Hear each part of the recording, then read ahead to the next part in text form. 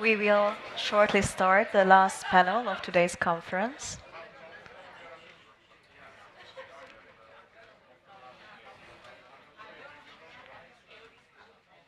Just 1.5 hours until you can enjoy the wine reception, so hang with us.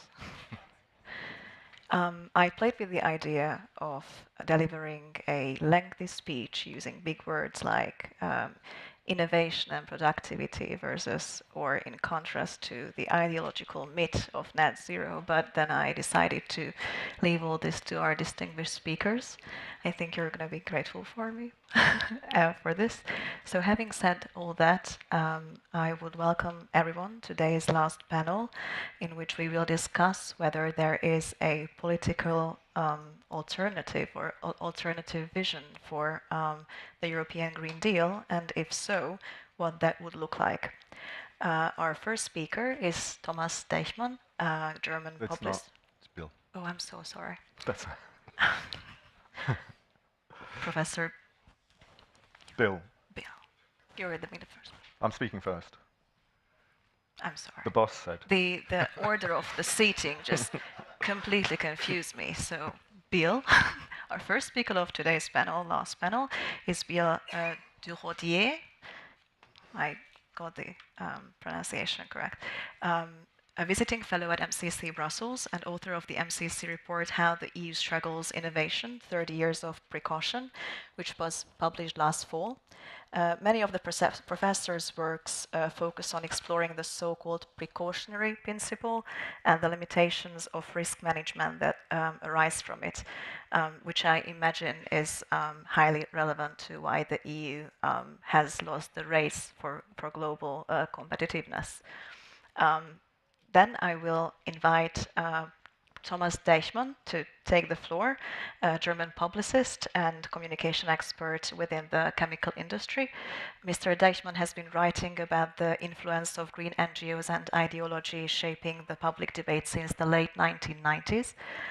He is the author of The Stone Age is Still in Our Bones, which was given the German Science Book of the Year award in 2010. Bill, the stage is yours. Thank you.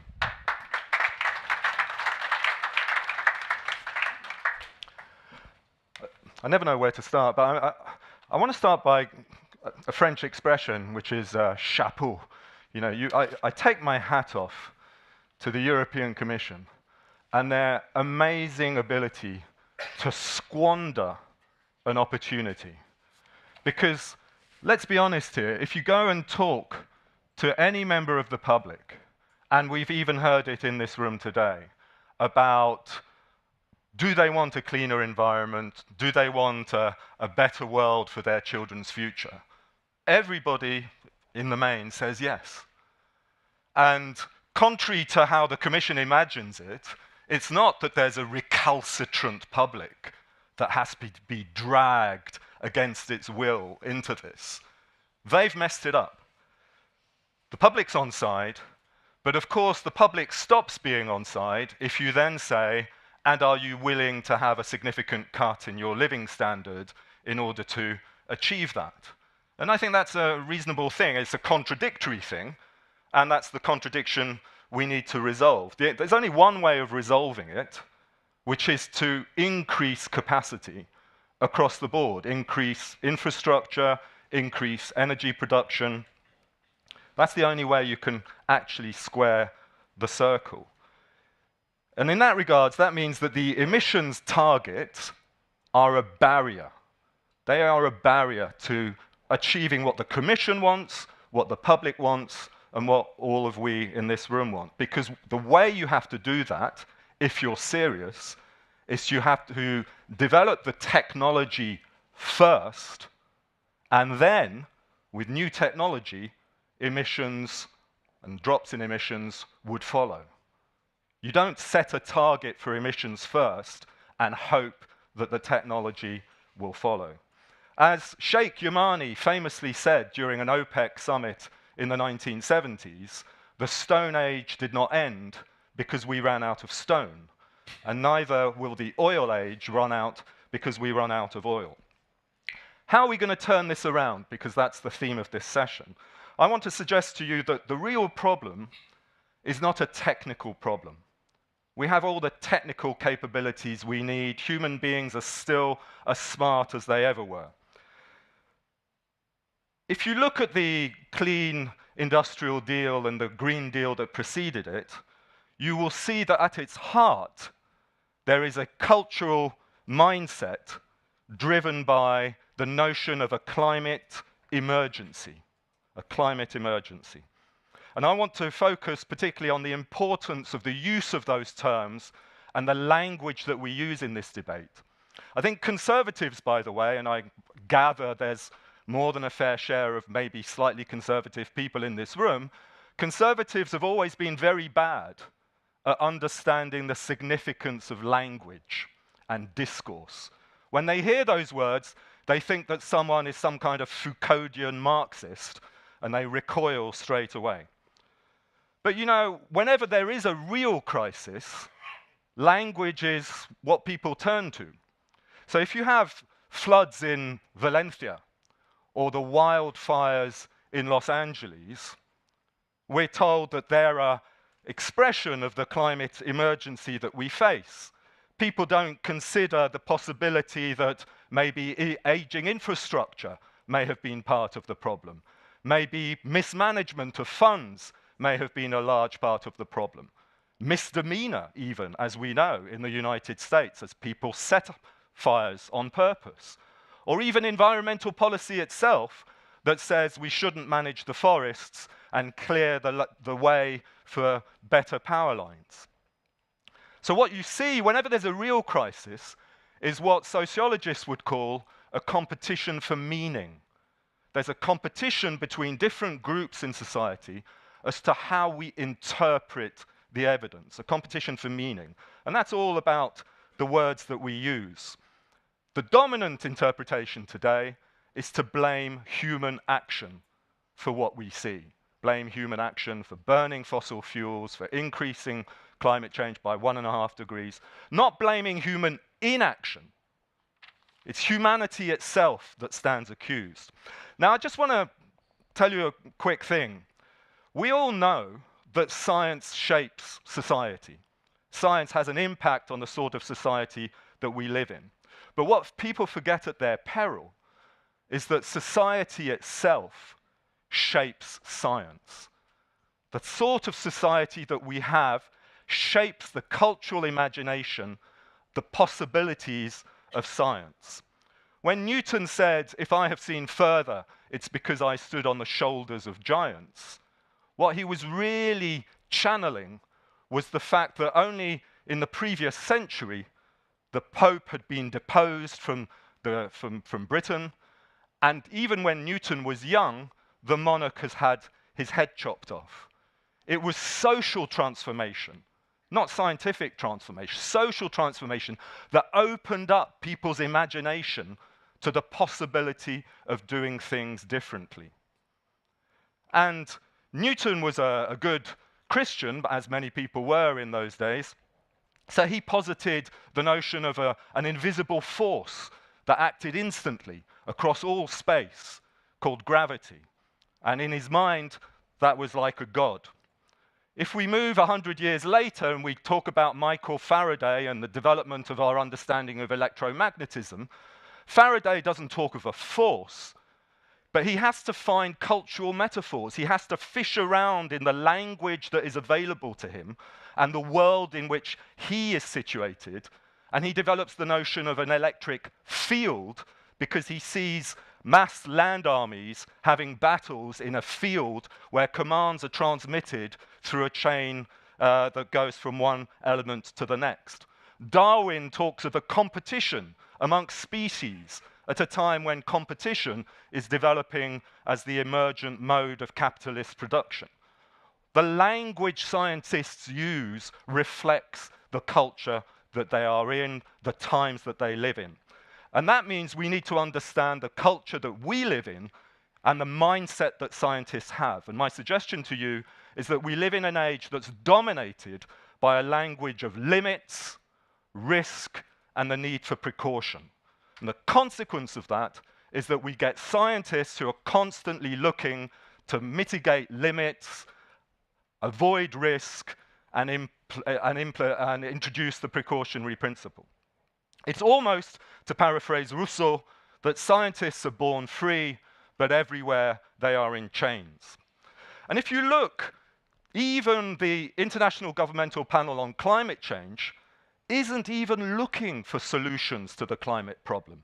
It doesn't have a single working group or task force that is charged with looking at solutions. It's all about avoidance, mitigation, stepping back, quantifying the problem, not looking forwards. And the consequence of that is that the climate emergency narrative belittles us. It belittles us. And despite that, of course, we have the conscious attempt by certain leaders to try and then sell it to us. So we heard this morning, I think Tony made a point about Ursula von der Leyen talking about the Green Deal being our moonshot project in order to try and big it up and make us feel like there's something really big happening here. A decade earlier, Al Gore made similar remarks in his book, An Inconvenient Truth. They're so amazing, I just want to read the whole thing out to you. He said that the climate emergency was the chance to experience what very few generations in history have had the privilege of knowing. A generational mission, the exhilaration of a compelling moral purpose, a shared and unifying cause, the thrill of being forced by circumstances to put aside the pettiness and conflict that so often stifle the restless human need for transcendence. The opportunity to rise, and when we rise, it will fill our spirits. I could go on. This isn't science. This is the pseudo-spiritual ramblings of an elite who've lost all sense of direction and who are desperate to reconnect with the thing they feel most threatened by, which is us. In fact, and I'll finish on a few more positive points, we've barely scratched what humanity can achieve. Barely scratched it. The Kola deep bore well, which is the deepest hole that's ever been sunk on the surface of the planet, on the border between Russia and Norway, is 12 kilometers deep. It's 1/3 of the distance just into the top layer of crust of our planet. That's the deepest well we've ever sunk on planet Earth. It is the equivalent of sticking a postage stamp on a standard-sized football, the equivalent in depth, and a pinprick within that stamp. We have hardly scratched the resources that the Earth has to offer. And already people are saying, we've gone too far, we've done too much, we have to stop. In the last century, infant mortality declined from 37% to 0.8%, not by people being humble and standing back, but by being ambitious and moving forwards. Just a generation ago, antibiotics revolutionized people's lives. 90% of children who developed childhood meningitis died. You could die from a paper cut until the 1950s.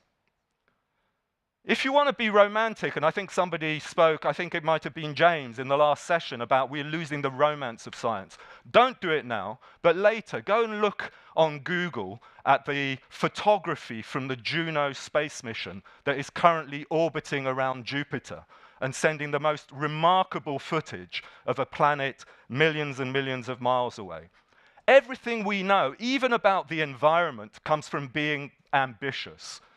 The Apollo 8 images that for the first time showed a whole disk of planet Earth with a very thin layer of atmosphere that we take to be a sign of its fragility, that was achieved through the greatest effort to separate ourselves from nature that has ever been undertaken, through a competition for power against a fully armed Soviet Union. It may have been driven by perverse motives, but that's how we understand our planet better today. Indeed, accurate weather forecasting, which you'd have thought is a standard aspect of planetary understanding comes from having released radioactive isotopes into the higher atmosphere during atom bomb tests. Let me give you another quick analogy, if I may. Even our failures teach us something. Some of you may recall the Deepwater Horizon oil platform failure in what used to be called the Gulf of Mexico about 15 years ago. What you may not know is that Deepwater Horizon is like floating a matchbox, a tiny little matchbox, 2 floors above this floor, and it drops a drill the thickness of a human hair to hit a 1-cent coin on the carpet of this room in order to drill oil. It's a remarkable technological achievement, by the way, propelled in part because of a demand that people shouldn't drill for oil on land. Human ingenuity absolutely has no limits. It has no limits in terms of energy either. The Paul Scherrer Institute in Switzerland is looking at converting long-life radioactive material into short-life radioactive isotopes. The Sandia National Laboratory in California or in the USA is looking at how to build hydrocarbons. You know, Samuel wants flames to drive industry. We're going to build our own hydrocarbons and set them on fire by synthesizing elements that are readily found in the atmosphere. Small modular reactors, nuclear reactors, small ones like exist already on nuclear submarines, could put in small towns and power towns, you know, 15 to 150,000 people, equivalent to hundreds of windmills. There is no vision, no ambition, no investment. But the reason for that, and I'll finish on this, is because the language we're using is suffused with this sense of limits, this sense that we can't push any further. There's a difference between climate science, which I agree points to the fact that we may and probably have had an effect on global temperatures, but to then project that into a climate emergency is 3 steps further and entirely political in character. The European Union has shown that it's not serious in addressing any of these things. Its actions have made things worse, made us more vulnerable, made us more dependent on others, and has a greater impact on the environment. Our mindset has been colonized by a narrative of climate emergency, and that's what needs to be challenged first before we can liberate the technology that is already here. Thank you.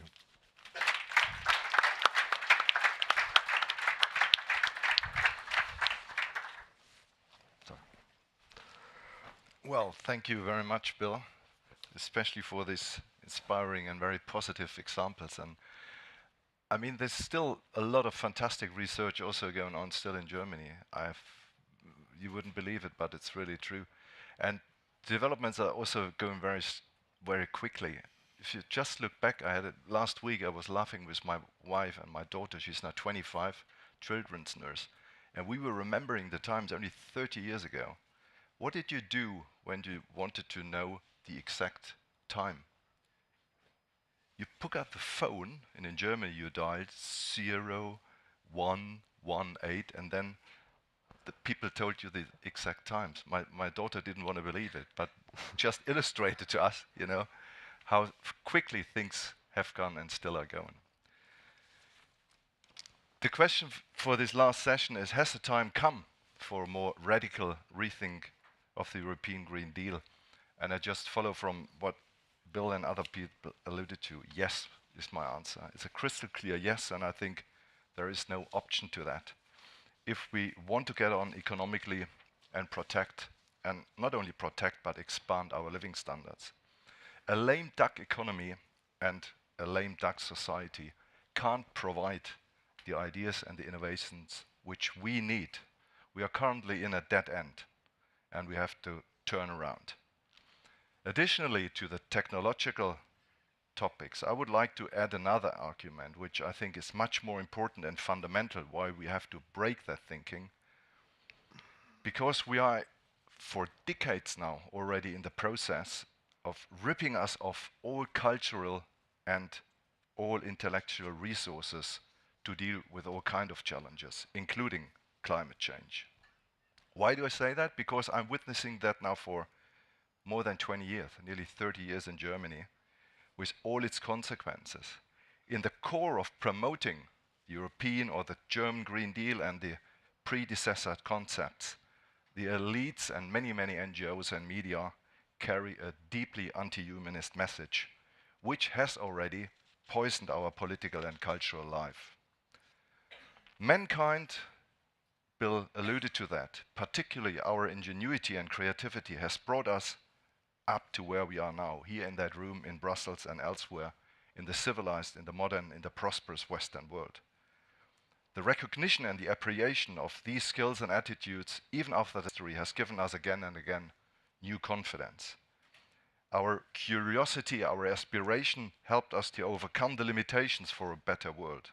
So mankind, with its many, many big brains, proved to be the planet's problem-solving species par excellence. The current climate change narrative instead presents mankind as the biggest problem facing the 21st century societies and planet Earth. This outlook is the strategy for real disaster. Today, eco and climate anxieties are being promoted every day with very negative messages. Human beings are destructive, they are destroying everything, and the message that follows from that is lower your horizon, don't expect too much, forget about the continuation of this tremendous success story of humanity. Climate alarmism is driven by the idea of limitations elsewhere. Energy, technology, any resources, even, if you would ask around, even limitation of water living on a blue planet. This alone is pure ideology. And through this prism, we today celebrate rather low-tech solutions for so-called modern energy production, and we condemn high-tech, like nuclear power, nuclear fusion, as being too risky and just morally wrong. So we have systematically, and this is very obvious in Germany, cultivated fears as a predominant outlook. National governments arguing for that new narrative is going to be hard work. I found it quite telling, follow the discussion in Germany about the US under new President Trump. And like in the EU, also the US, we should remember that, have been for decades on the forefront of promoting and implementing a very misanthropic climate change agendas. But now Trump taught the world an inspiring lesson, I think, which in Brussels or in Berlin hardly any official wanted to hear. He spoke out and put his conviction into practice that there is no alternative to whatever topic you deal with.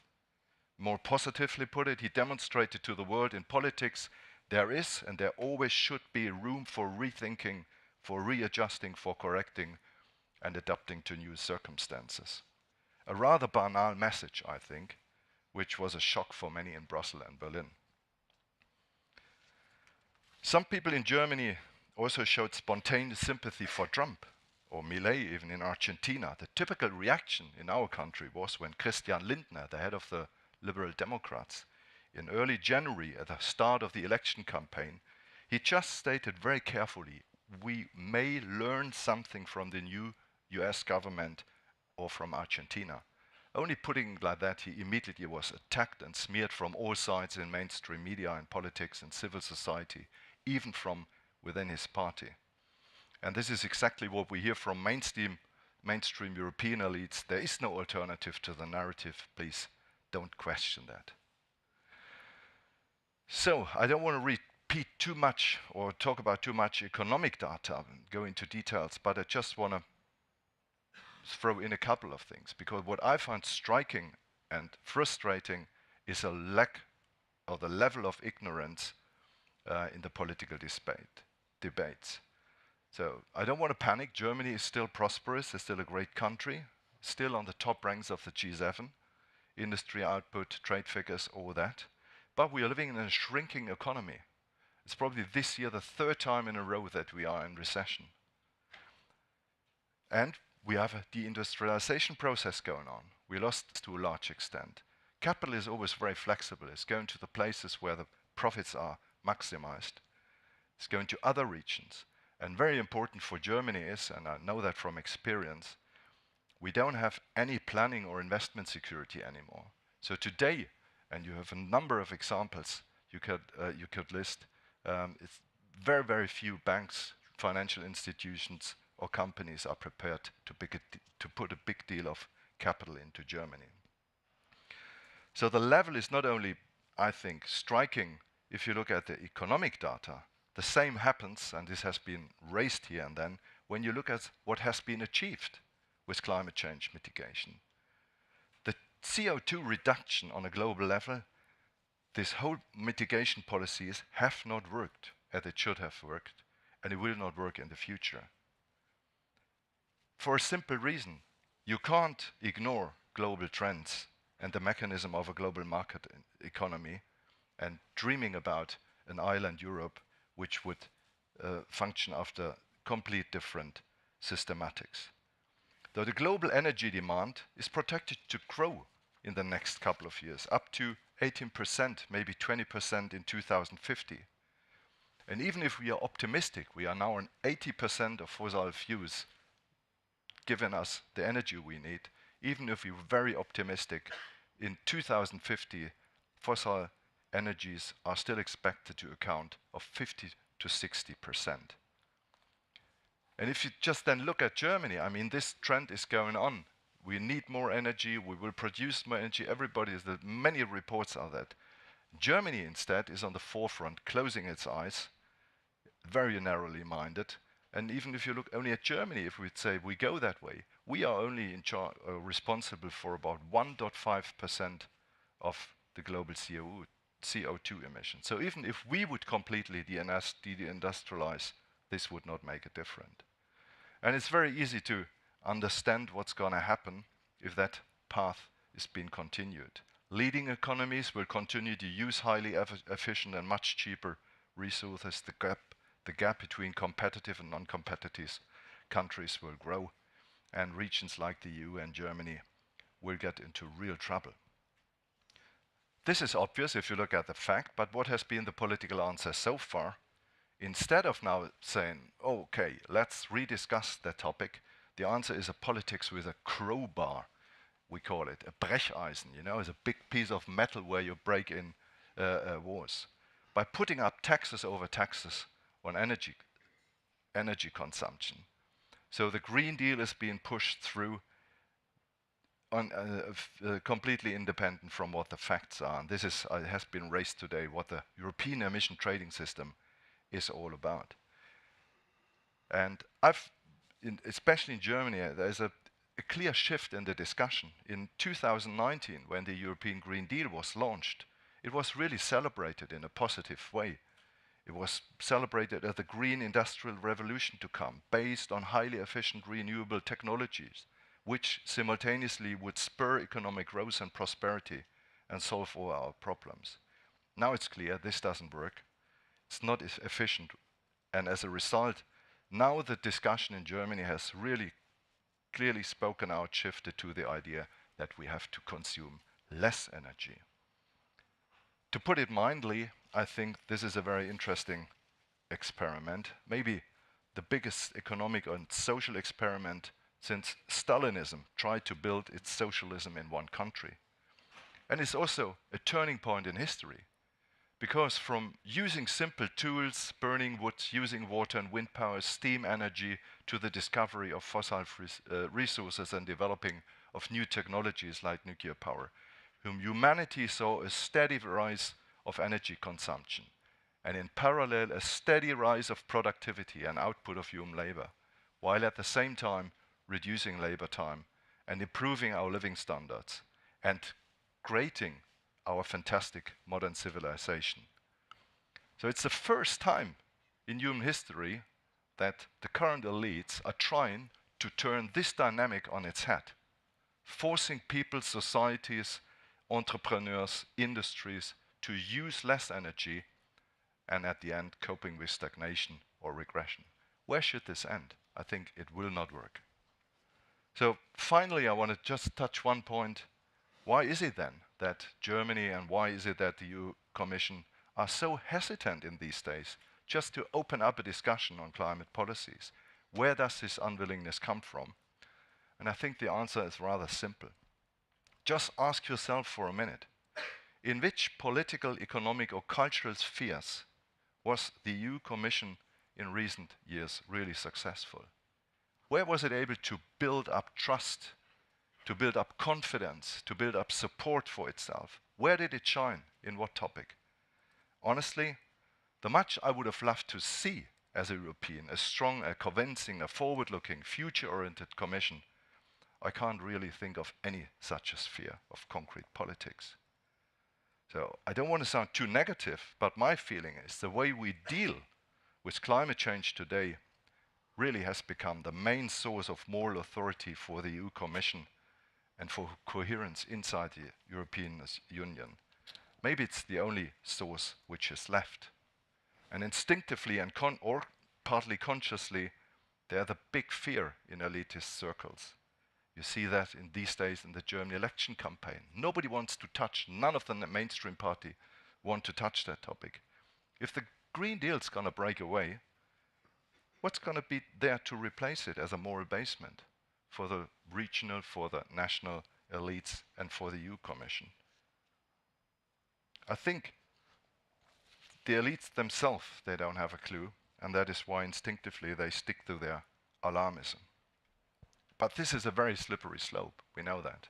Not only because it doesn't work, also because we penetrated our societies now for many, many years with this misanthropic worldview, which in the long run is not practical for inspiring or managing a society.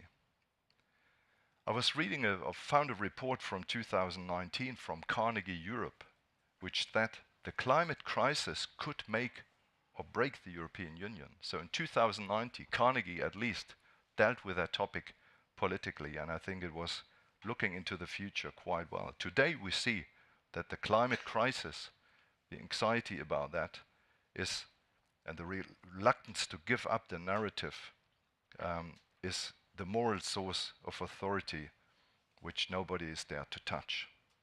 So what can we do about it? I think I've made it clear by now. I personally would very much welcome if this intellectual and moral framework is being opened up. So my main concern is, in this respect, to break up this anti-humanist mindset which has poisoned our societies and which is paving the way for further economic and cultural decline. This outlook we currently have is fostering our malaise by promoting the idea that the future of mankind can only be an energy-saving variant of the present, not more. Of course, we have to engage in the economic, in the technical, in the political discussion and how we should respond to climate change, but we should not forget to argue for a new cultural mindset, because, just to use a quote from Peter Drucker, culture eats strategy for breakfast. Culture also eats innovation capacity for breakfast, technology development, our readiness to explore new things, to take risks, to build a better world, and finally to deal with all kinds of challenges in a progressive humanist way. So we all, and especially young people, should have much higher aspirations and expectation for the now and the future. So I would love to see many more people demanding we want more, we want a better living, we want an unlimited energy supply, plus a sustainable, peaceful and democratic future. And we should really reject these apocalyptic fantasies which dominate our societies for many years now. Yes, there are challenges, but this is not new and spectacular for humanity. We just need a lot of fresh brains and deal with them. So let's continue our discussion we have here today and speak up. I think we all have the responsibility to speak up and spread the word. Thank you.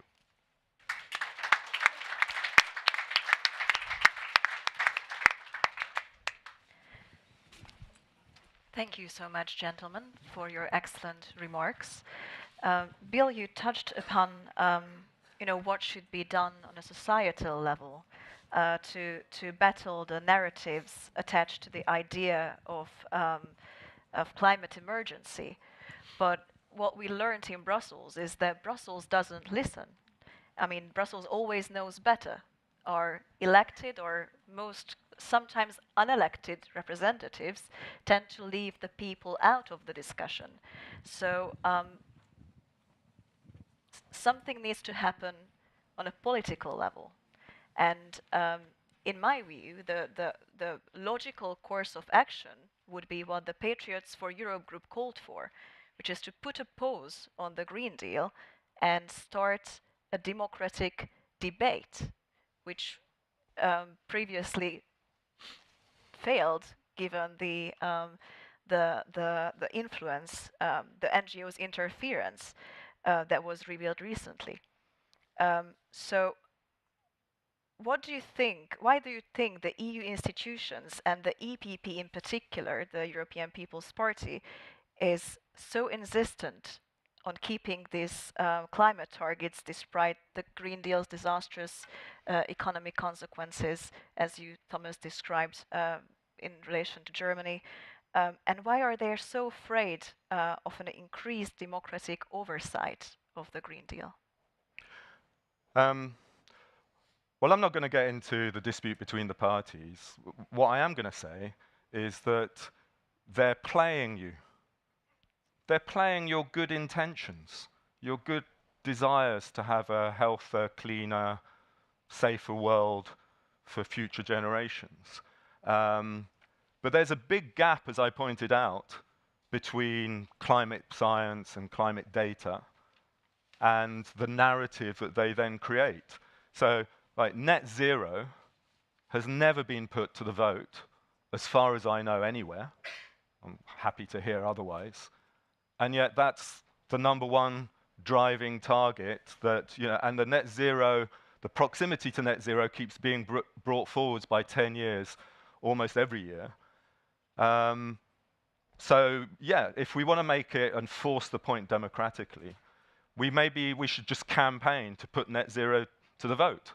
That's a political project, rather than just stopping everything. Just saying, run a campaign to do that. I think it's also important. I'll just finish on this. Like in the first session, I called out Nicolas, the French representative, and for calling us consumers.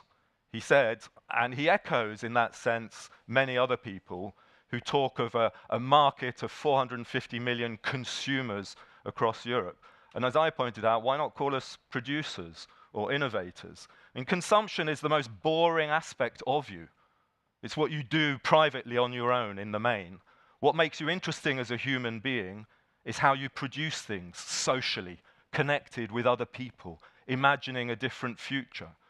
And that emphasis really is a way of belittling us. If we're just consumers or polluters, then we're problems to be managed by people who know better than us what the real challenges are.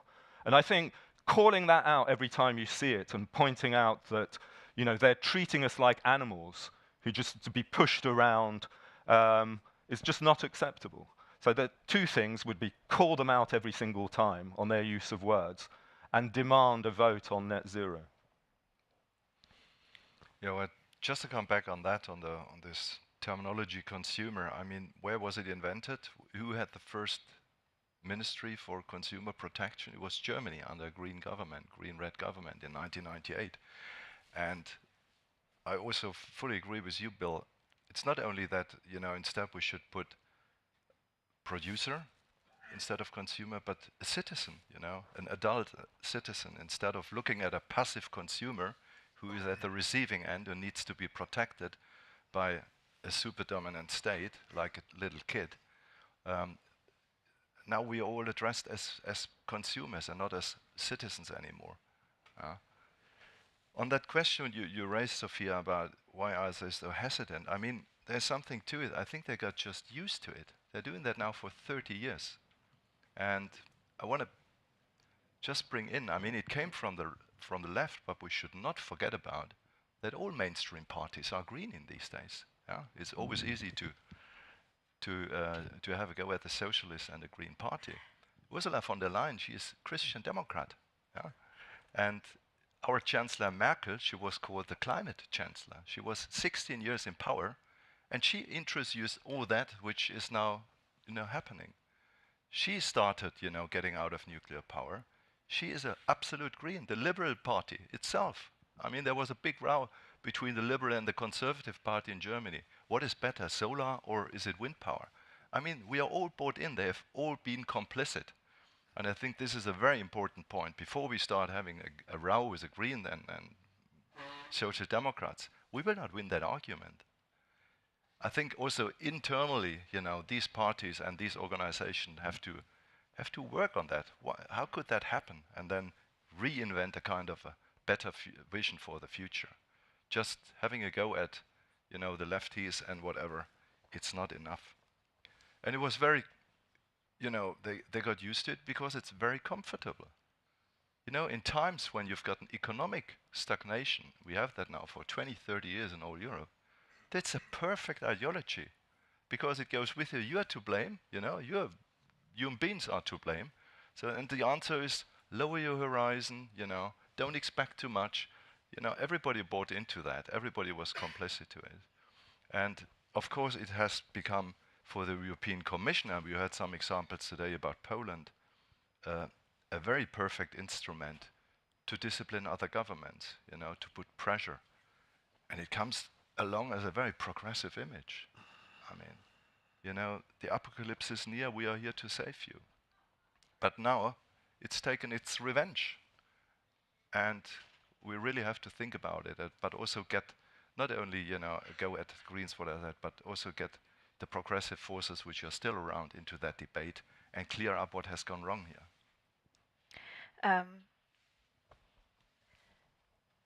I know that we already touched upon, not on this in this panel, but previously during the conference on the NGO influence, and what's happening on a societal level, what's happening in national politics, and what happens at an EU level should be all connected. Yet those three are so distant, but particularly when it comes to EU competencies and national competencies. So, to focus on my point, given the latest scandal and everything that MCC Brussels' latest report uncovered, should the NGOs be given a role in EU policymaking? Can they be involved safely and democratically, or do they inherently pose a threat to the democratic debate? Well, of course, an NGO is not a democratic entity. I don't, however big Greenpeace is, I don't get to vote for the head of Greenpeace. So, they're unaccountable to me. They don't represent me. And, even if they did, there's still a legitimacy problem. But I think that slightly misses the point. NGOs in the main are relatively small compared to national states. And, if we're serious about this, and we ought to be serious, let's say, there's a big challenge that lies ahead about reindustrializing our nations and addressing climate change challenges that we may confront in the future. Those are big issues that actually require big solutions, solutions that maybe only nation states can draw the resources together sufficiently to address. So to then divulge that to NGOs or to, it's precisely to demonstrate that they're not serious about solutions. It's a moralizing project. It's about spreading a narrative through as many different, independent little outlets as possible. What's required going forwards, we're asked, and it will be coming to you soon if it hasn't happened already, to moderate our demand for energy. That we should consume less. That is the dominant narrative, that we should consume less. But there is an alternative to that, which is that we demand that we produce more. And in order to do that, we need big science, big ideas, much of which already exists. We can build nuclear reactors. We can build, much more significant and much more efficient power-generating entities. The more we do that, the more efficient we become. Actually, the less we'll be bothered about consumer demand. And it's not all about the consumer either, as we know. Business requires energy far more. But so I think the whole NGO thing is almost like a distraction, and it shows that that they're not serious about solutions. I mean, but they had to, the commission, it was revealed, had to pay immense amounts of money, taxpayer money, to certain NGOs to make the Green Deal more popular, because there's like, people rejected it. Given that the Green Deal does not only affect companies and farmers, but have a direct effect on our everyday life as well as consumers. So even though the NGOs might seem less relevant or as a distraction, they do play a very significant role in shaping the narrative and spreading the agenda. Yeah. I think there's a very good division of labor between the national elites or the European Commission and these NGOs, because this narrative of the apocalypse, this is rarely done by the European Commission or a serious politician. That is what the NGO do, all these anxieties, spreading, scaring people from climate change and others. But I've been reading only briefly that report which came out by MCC yesterday. It's shocking. I mean, the amount of money. It's my money. Hey, fuck you. Sorry about that. At least I would love to know, where all these billions are pumped into. There's no transparency. This is a network of corruption. I don't know how else would you call that. Yeah? And this has to be through an independent organization. If the EU is going to build up one, I'm not sure about that. We could try. Maybe that could be an attempt to get conservative, liberal parties, together and have a proper study of what is going on here and regulate it. I don't need necessarily another law. We've got every couple of days a new law to regulate it. But I want transparency, openness, and then a democratic, a public debate about that. But by the way, this is not new. This is from the start. This kind of cooperation, put it like that in a friendly word, with NGOs happened for the last 20, 30 years. In 2010, I found an old report. At the time, I was a journalist. I was writing about it. It was called Friends of the EU, of the European Union, by a London think tank. Doesn't exist anymore for whatever reason. Probably not on the paybill of the European Commission. And they show that, organizations like Friend of the US Europe, sitting here, more than 50% of their budget, at the time, that was 2010, was already sponsored by European Commission. So I was a bit shocked reading that report yesterday that this hasn't stopped, because there was a little bit of a stink that report created at the time, and discussions, yeah, we have to change. It hasn't changed nothing, It went on, and it was actually professionalized, yeah. We need a European Department of Government Efficiency. That's what I meant. Doke. Because we know that there's an NGO climate complex. There's an NGO grift. It's a salaried, paid, morally affirmed. In the main, I hate to caricature organizations, but I will. In the main, white, middle class, highly educated, double-barreled surnames. And then they have the cheek to pretend that they're doing it on behalf of the little people.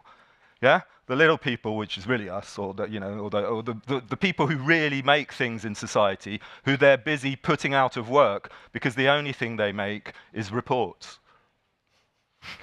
I just want to add this kind of systematic. It is not only here in Brussels, elsewhere. I made that experience in the city I live.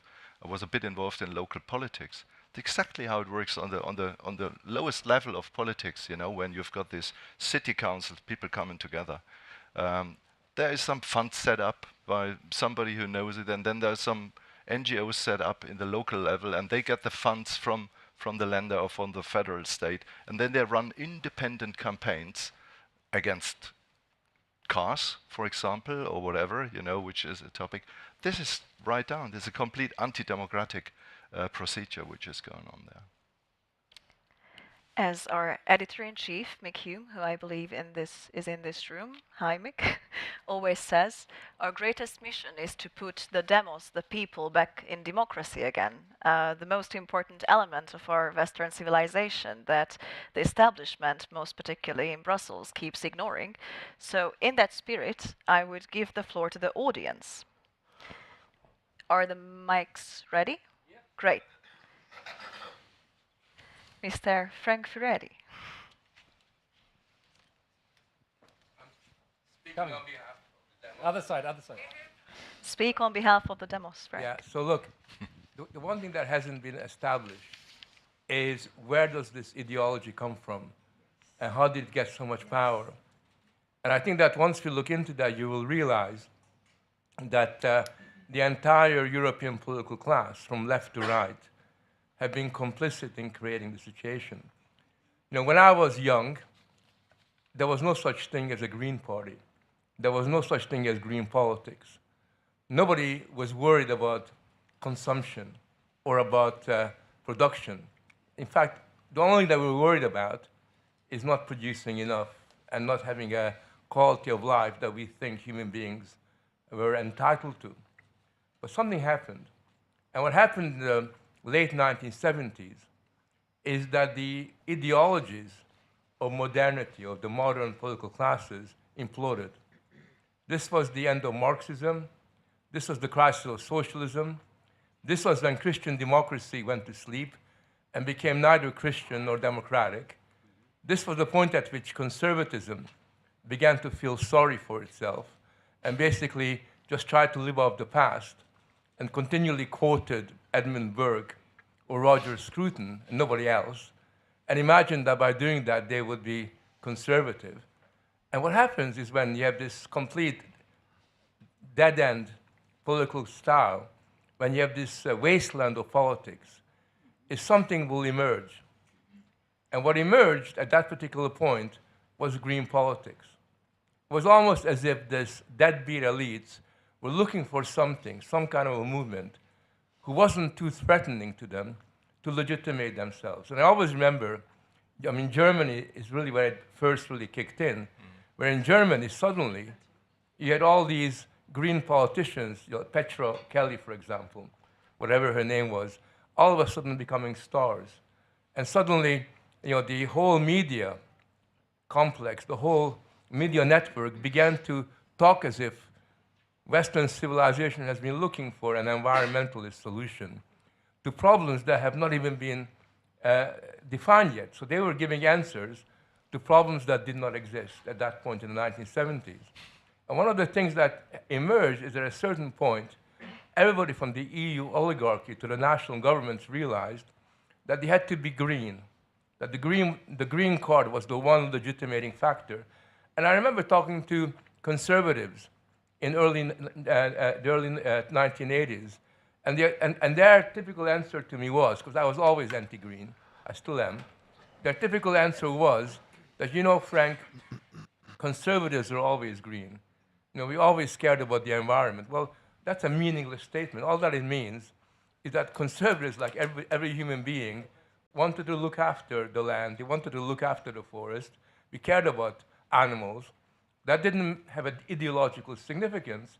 All that it meant that as human beings, we had respect for all these different things. But now, suddenly, this was turned into an ideology. And the point I'm really trying to make is that because every political movement, every major political party bought into this and became complicit and made concessions to it, they created a world where it went from one extreme to another. So that is why we are in a situation today where our political classes cannot simply let go of something that has served to legitimate themselves for what is like almost 40, 50 years. If you had bought into this, and this is what defines your existence, this is what gives you moral authority, you know, and that von der Leyen is a very good example of that. This is her authority. It's based upon that sense of morality. You cannot give it up. And therefore, our job, basically, is to challenge all of our political friends. I think we've got to begin with the Patriot, the ERC, and even some of the people that are in the European People's Party, to come out and begin to question their complicit role in relation to the Green Deal. Because one of the things about this report that we just published was that why did it take MCC Brussels to see what was there in black and white? We don't have forensic accountants. We don't need forensic accountants. It was all there in the reports, the way the money was spent. It was all there. But everybody, even the right, voted for it. I mean, when it came to the budget, right, and voting on the budget, nobody said, hey, we're spending billions and billions of euros on these idiots. Nobody said that. They basically put up their hands all across the board, and instead of using this as an opportunity to expose the corruption that was taking place, they basically weren't thinking in the right kind of a way. So what I'm really saying is that we have a very big job on our hands. We're in a very good position to demonstrate the emptiness of this green political outlook. We can expose that quite systematically, what a corrupt influence it has on European politics. And what we got to do is to get back to basics and make sure that our worldview has a much more of a humanist orientation, much more of a human-centered orientation, and get back to the classical ideals that were really central to Europe. Because if you look at what Europe was about classically, it was the very opposite of what green ideology was. And we just got to somehow recapture that sensibility and take it forward into the rest of the 21st century. So let's basically use this report and fight and struggle. And not only that, but I need more people in this room to look into the budget and the different, because there's, if you're going to look into the budget more deeply, you will find that what we've uncovered is really only the top tip of the iceberg, right? And there's much more to bring out if you're going to expose and embarrass our political enemies.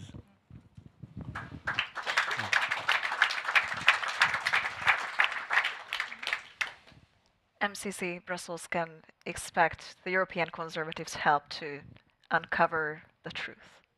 We'll count on you on that. Yes, please, Ms. Chagnon. Yes, thank you. It's very difficult to speak after Frank, but I will dare, Frank, because your words were so pertinent. Yes, I can, Tony. I'm a previous MEP of the European Parliament. Let me just tell you that that whole machine has been put into place to occupy MEPs to do anything but politics. Their commissions, their trips, their committee meetings, their so-called investigations are a huge machine to make sure that they have no time whatsoever to consecrate to politics. And that's why I'm here today, because I'm back into politics and no longer being distracted by this Parliament. Let me tell you that I would like to come back, because I thought both your interventions were fantastic. I think there is one thing very much lacking for us to get our message through to the young people. And that is the fact that the doomsday recital that has been sort of pushed down, force-fed on us for the past 20 to 30 years has no alternative. I think what we need to do, and what is very urgent, and that is not saying that we don't need to be tackling, investigating, and doing more on that hand, but we need to construct our narrative of what the future looks like in our way, with growth and not degrowth. It is a very pessimistic future. Those young people are going to be sitting around with a candle, not being able to travel. They're going to tell them that the next thing after electric cars, it's going to be bloody tires that are going to be polluting. They're going to find a way to keep forcing that degrowth down everyone's throat. And I think we need to be promoting growth and strength of our societies. And I think if we can get a narrative through of how growth is going to look like for their daily lives, we might be able to get them to listen to the message of the facts that we are going to want to put on the table. But I believe in growth, I believe in strength, and I think that's where the key lies to get a new narrative and cut this narrative of the Greenies in the EU and in our nation, in our respective nation states. Thank you.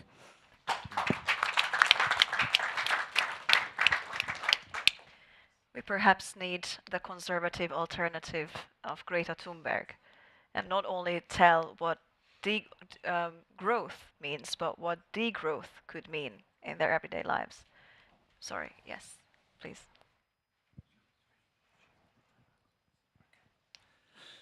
Hi there. I'm going to start wide angle and progressively move in. I'll stand here actually. So it's always a pleasure to listen to Frank. He's eloquent, precise, and very insightful. And you addressed a very important strategic, because problems are only solved if roots are plucked. I mean, that's the thing, you know, and it's a very hard root to pluck. Maybe one suggestion for these events, they're great, but when you have 3 people on the panel, try and have one who's an adversary, because it makes for a very interesting, you know, dynamic. It's difficult because they probably think, well, I'm going to go into the lion's den, you know, but it really makes for a good discussion. I'm not in the institutions, I've never been. I used to work in heavy industry. I was in China, working there, Russia a lot, United States, Brazil, a little bit in Europe. But I've always been interested in art, and that's the world I'm in now since 12 years. But I'm also very, very interested in geopolitics and where we're going. And I'll give you a couple of quotes, but Plato, I think he said once that we arrive at a position and seek confirming evidence, something along those lines. There's another quote that reality always triumphs, which is, I think, a very important one.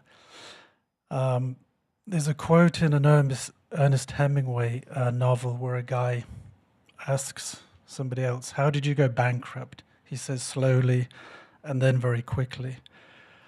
And what I see as a non-expert is that we live, particularly since von der Leyen came, but it goes back, as Frank was alluding to, I think, where marketing has triumphed substance. And everything is narrative now. I think all over Europe, you know, it's all narrative. There's no substance, really, in the political discourse. A narrative is a way to take the power from people and to oversimplify issues. And one only need to look at the meeting yesterday in Paris. I mean, somebody mentioned the emperor without clothes. You just saw them around the table talking to themselves. This war with Russia, I've always had that view from the beginning. We won't talk about Russia. I'll get on to innovation in a second. It's a huge strategic disaster for Europe. America gains, Russia has gained because it's been stabbed in the back. It's turned away from Europe for the global south. So it gave Russia a new impetus. And who loses is Europe. High energy prices, vast political capital wasted on a war that was never winnable, vast amounts of money, and worse than that, a country being destroyed and human life being lost. For me, this is a particularly good example of how the elites became detached from reality. And they're completely detached from reality in that respect. But now reality will triumph with Trump and the new dynamic that he will bring. And then finally, I'm going to end now. It's a rather meandering speech, diatribe, whatever you want to call it. But I don't think you can legislate for innovation. You know, the difference between the United States, where I spent lots of time in Europe, well, the US is one country, all the different states, but, well, you could say within the country there's different countries, but basically there's a kind of psychological element that people stand behind the flag, and there's this great energy for innovation. To replicate that on a European level, I would say, is impossible. It has to come from the street in member states. I don't think the European Union can do a great amount, or anybody can. I think if it doesn't come from the street and we don't become happy with risk and maybe losing, then there'll never be innovation, you know. And what will change things the way they are now? Probably a really huge crisis. I mean, let's see what happens at the election in Germany, but If you listen to the speech in Munich with J.D. Vance, I mean, that was just great, because it's like these people starving at the table for a little bit of truth, and finally somebody just gives a little bit of truth. I mean, how dare they cancel the election in Romania? There was an idea that the Russians had interfered with TikTok. Well, actually, TikTok is used by young people, the electorate rolled people. Again, it was just narrative and a big lie. So I'm just going to finish now, and I'm going to be devil's advocate for these guys, and probably I should have asked it to the people earlier, but if you look at all these weather crises that we seem to be having, do you put that down to the climate change, or what's your view on that? I remember when I grew up, there were 4 seasons. They were quite distinct. I spent my youth on a farm in the west of Ireland, and you used to look out the window and it would be full of finches, birds. Now there's none.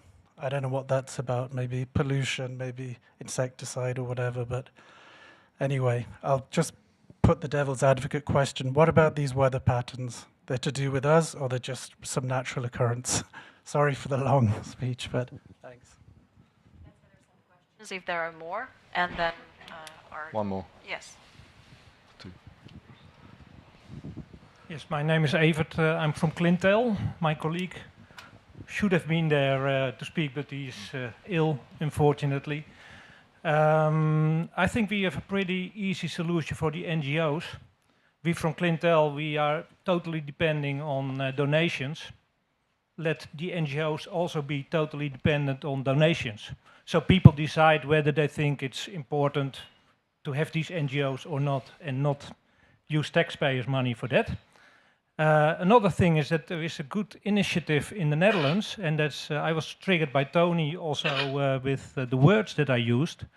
We have the Agenda 2029, and they redefined the Sustainable Development Goals. So, for example, you have the first goal, that is no hunger, and they changed that to enough food, good food, healthy food for everybody. And they did that with all the 17 Sustainable Development Goals. And I think, and it's set up by young people, and I think that can do the trick to indeed talk about abundance, like you said, instead of shortage all the time. Thank you. Thank you. Yes, please. I'm Anja Arndt. I'm a member of the European Parliament. I'm from Germany, and I'm in the famous ENVI committee. It's a committee for environment where all these problems was made. And I have one question. I asked myself, when did the climate lie begin? And who is the originator of this? Should we come back? Mr. Furfari, please, one last, and then. Thank you very much.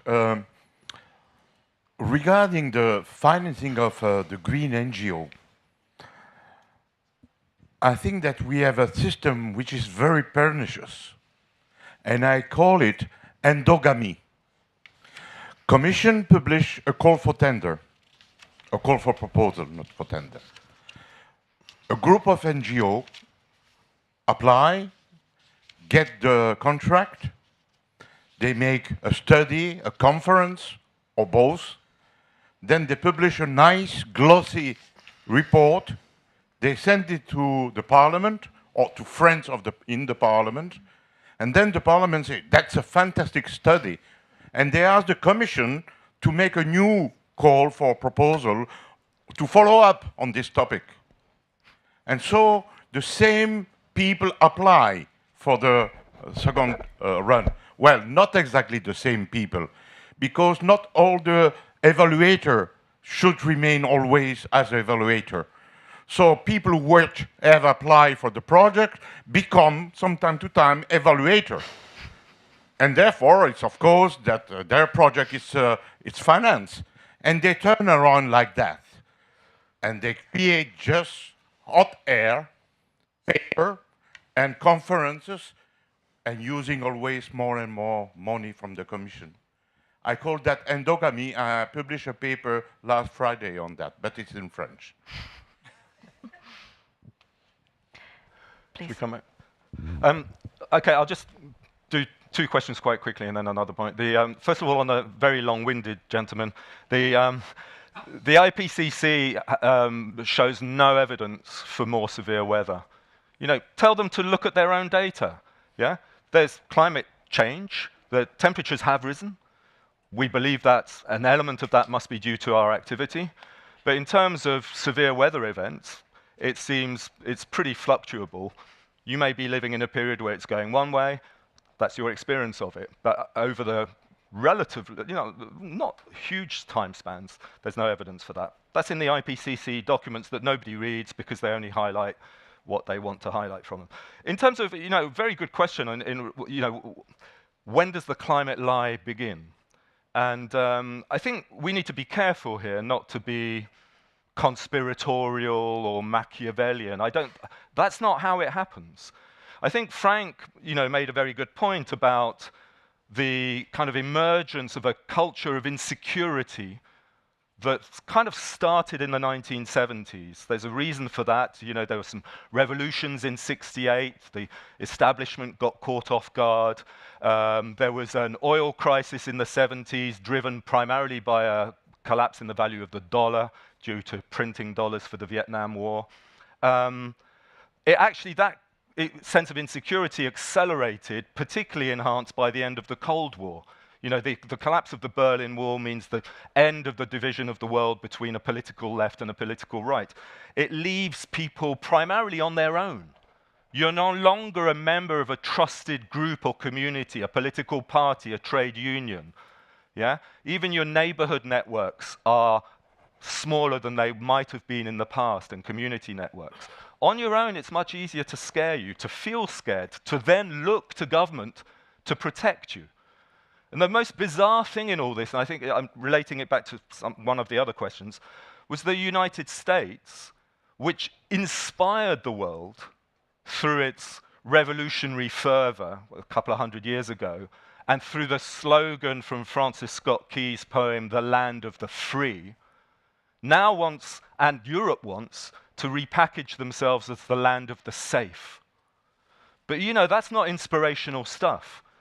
That's to do with people who sense themselves isolated, insecure, threatened, ordinary citizens, but also the establishment. And that's the dynamic. So, I say to my students, nobody in government wakes up in the morning thinking, how am I going to scare people today? That's not what they're nice people. They're trying to do the best job they think they can do. They're constrained by a system that asks them to write tedious reports and make technical changes to minor regulations that we've never heard about, that stifles their imagination. Yeah? But then they try things out, and they see a public that's a bit lost, a bit insecure. They try different things, and they say, oh, well, this appears to work. This appears to reassure the public. Let's continue doing some of that. This appears to be popular, that we're going to say we're going to bring finches back to Ireland. That seems to be popular. And so it's not like a Machiavellian plot.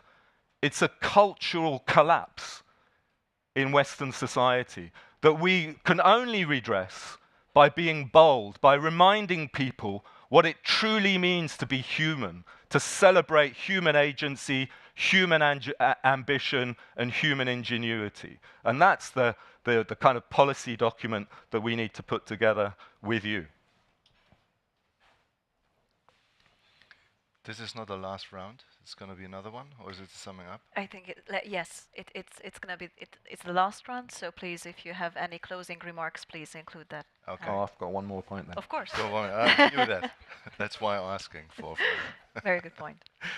Well, just on this question about what do we make out of the weather, and I must say, you know, I've given up trying to understand what is going on in climate some years ago. I was a science journalist and always trying to, you know, understand the dynamics of climate change, if there's climate change or not. But we have to understand that this whole science business is also completely dragged into that, into that problem we are talking about. It's not only the case that if you want to apply for finance for some studies, you will not get finances for topics which are not mainstream. That is why you've got this explosion of science departments growing everywhere, because that's how you get money. That's how you finance your stuff. And also politically, I mean, many scientists got dragged into that. I remember when our climate chancellor Angela Merkel, in her elections campaign, she, was flown down to some, Icelands and was photographed in front of a white ice bear, and two scientists next to her. So, she nicked the authority which the science community had, and of course there were always some who were very happy to stand next to our chancellor, to actually build moral authority for themselves. So I still believe in science, and I know there's fantastic R&D and science work going on at university and academics, and Germany is still very strong in that. I love reading all these newsletters which I subscribe to. But we have to understand that the science community has been corrupted to a large extent as well, and somehow we have to deal with that. We have to reinvent, the trust, or re-establish the trust in science, and then also deal with climate change again. I've given up on that question, because you read this day, you read a report that, and you can 10 minutes later you find a report which says the opposite from a professor, doctor, and here's a professor, doctor, say the same thing. And I gave up, so that's on that. So far, for me, it's just weather. It's rain, it's cold, so I take a warm cloth, that's it, I deal with it. Where did it start? I think Frank alluded to the point, when this all took up, and Germany is a very good example. I got politicized in the beginning of the 80s, when I was a young student. At this time, this eco-politics, it was a radical left fighting the state politics. Where did it come from? It was from the student movement, all the organizations, which were too lazy to build any connection to real world and society or the working class. They were looking for a mission. And you had also in Germany some more conservative, at the countryside, farming organizations, which were scared of nuclear power, for example. They didn't want to have a nuclear power station around, in Bavaria, in the nice fields. And they suddenly realized, after they had given up on working class politics, this is a fantastic topic, to bring our anti-capitalist outlook into a politics which, can connect with the masses. That's how it started. The anti-nuclear power which campaigns in the late 70s, 80s, this was radical left point. It was fights, people fighting the state and fighting the police. So, and this went on, and then the Green Party, it's very funny to read about how that was formed. It was radical lefties, together with some really conservative farming organization that put together the Green Party in 1981. It was, if you look at this now, a very funny mixture of people, but combined with this anxiety, that we're gonna all die and that we have to do something about it. And this then took on, that's how the Green came into power. And when the Green first came into government, it was in Hessen, in the place where I live. We had Joschka Fischer, who later became the famous foreign minister for Germany. He was running around with sporting boots, and they hated each other. The conservative mainstream party hated them. And then Frank talked about this development, especially in the 80s, and for Germany, reunification. I mean, what was binding Germany together before reunification? It was very much, the East. Just look at there, to show how superior we are in terms of our system. It was anti-communism to a large extent. That disappeared. And this whole eco topics, to a certain extent, fill the gap that was left there. Just a couple of quick things. I mean, as it happened, historically, environmentalism comes from the right. I mean, it's actually born from the romantic reaction to the French Revolution. I mean, having seen the terror in France and what happened there, you get conservatives, Edmund Burke and all, who romanticize the idyllic life that existed when order was maintained between the lord in his manor and the serfs tilling the field. And it's actually a sign of the left's absolute decadence in the 70s that they embraced a fundamentally conservative project, conserving the environment. So I think it's interesting how those two meld together. I had said there was only one last point I wanted to add. It may not be the biggest, most important point. I just wanted, like I always ask my student, what is a resource? What do you know, because people talk about we're running out of resources. I mean, the only resource that matters is the one between your ears, because it's the one that allows you to imagine that a piece of material could be turned to a resourceful purpose. Bauxite was not a resource to Victorian people, and yet it's the core element in aluminium smelting today. Uranium was not a resource to Neanderthal civilizations. Coal was used by the Romans as an ornamental jewelry. They had no sense that it had any other potential. It's the human imagination, it's human action, it's the human drive to develop. And the most catastrophic thing that the climate narrative achieves is it tells us to think smaller, to be more humble, to allow the forces of nature to have their space. And that doesn't bring people together in a big project to solve environmental problems. It dispirits them. It diminishes our social collective agency. It makes the problems bigger, and it allows the authorities off the hook. Thank you so much, gentlemen, for your excellent remarks. But before we wrap up, I would give the floor to Tony, who has a public announcement to make. Public service. Okay, so just a few final words before I hand back to Jofi to thank our panel. So we've heard a lot about Germany. Thomas, you've talked a lot about Germany, understandably. On Sunday, I believe, you guys have a rather important event. I'm not going to ask for your prediction because we don't know what's going to happen. But one thing we do know is going to happen is that at least 20%, probably more than 20%, of the vote is likely not to be counted. I mean, it will be counted numerically, but it's based on past performance, excluded from the participation in the political process. I refer to the cordon sanitaire around the AfD. Now, that might not hold. Interesting times in the Bundestag, but whatever happens, it's really, really very, very important. So that happens on Sunday. A week today, we have a great event to analyse and break down what all of that means. So in your packs, there's the flyer. Please join us at the Renaissance Hotel here, just down the road, if you want to join in the analysis of what the German election result means. So that's next week on the 25th. We've heard a lot of things today. A lot of important points have been made, both by speakers and also from the audience. But they're only important if we go away and reflect on them, talk about them, and above all, act on them. I mean, that's a really genuine point. It's down to all of us to act on these things.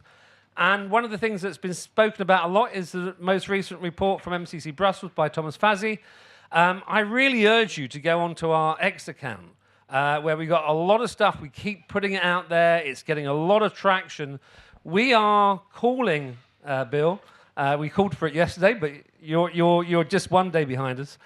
We're calling for an EU Doge to be created. We are campaigning around this issue, and we really need you guys to get behind us. So download the report. The QR code is here. Go onto our X feed. If you don't like X, go onto our LinkedIn page and spread the word. Get other people reading the report. It's important to act on these things. Okay? And so finally, the last act I would like to invite you to do is to join us for wine downstairs immediately after this session and keep the conversation going.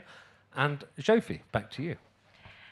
A big applause to the panel. Thank you, gentlemen.